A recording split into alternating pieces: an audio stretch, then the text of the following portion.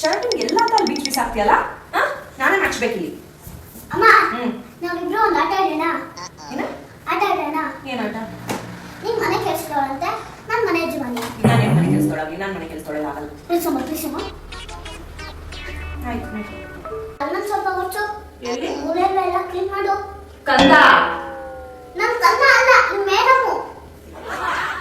ಹೌದಾ ಮೇಡಮ್ ಅವರೇ, ಏನ್ ಗೊತ್ತಾ, ಎದುರುಗಡೆ ಮನೆ ಮಗು ಇತ್ತಲ್ಲ, ಭಯಂಕರ ಗಲಾಟೆ ಮಾಡ್ತಿತ್ತಂತ ತಗೊಂಡೋಗಿ ಹಾಸ್ಟೆಲ್ ಸೇರಿಸ್ಬಿಟ್ಟಾರೆ. ಆಮೇಲೆ ಆ ಕಡೆ ಪಕ್ಕದ ಮನೆ, ಅದಕ್ಕೆ ಕೆಳಗೆ ಹೋದ್ರೆ ಆ ಕಡೆ ಸೈಡ್ ಅಲ್ಲಿ ಇದೆಯಲ್ಲ, ಆ ಮನೆ ಮಗುಗೆ ಇವತ್ ಬೆಳಗ್ಗೆ ಅವರಮ್ಮ ಸರಿ ಬಾರಿಸ್ತಿದ್ರು ಏನು ತಿನ್ನಲ್ಲ ಅಂತ. ನೀನ್ ಮಾಡಕ್ ಬೇರೆ ಕೆಲಸ ಅಲ್ವಾ? ಅವ್ರ ಮನೆ ವಿಷಯ ಇವ್ರ ಮನೆ ವಿಷಯ ಎಲ್ಲ ತಂದು ಇಲ್ಲಿಗೆ ಹೇಳ್ತೀಯಲ್ಲ, ನಿನ್ಗೇನ್ ಒಳ್ಳೆ ಹೇಳಕ್ ಬರಲ್ವಾ? ಏನ್ ಬೇರೆಯವ್ರ ಮನೆಗ್ ಮಾತ್ರ ಹೇಳ್ತೀನಿ ಅನ್ಕೊಂಡ್ರ? ನಂಗೂ ಒಳ್ಳೇದ್ ಹೇಳಕ್ ಬರುತ್ತೆ.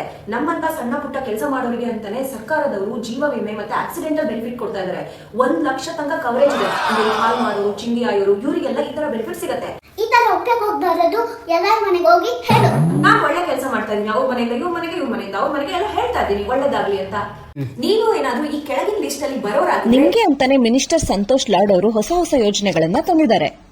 ಇವತ್ತೇ ಹೋಗಿ ಕಾರ್ಮಿಕ ಇಲಾಖೆಗೆ ಅರ್ಜಿ ಸಲ್ಲಿಸಿ, ನಿಮಗೆ ಬರೋ ಬೆನಿಫಿಟ್ಸ್ ನ ಪಡ್ಕೊಳ್ಳಿ.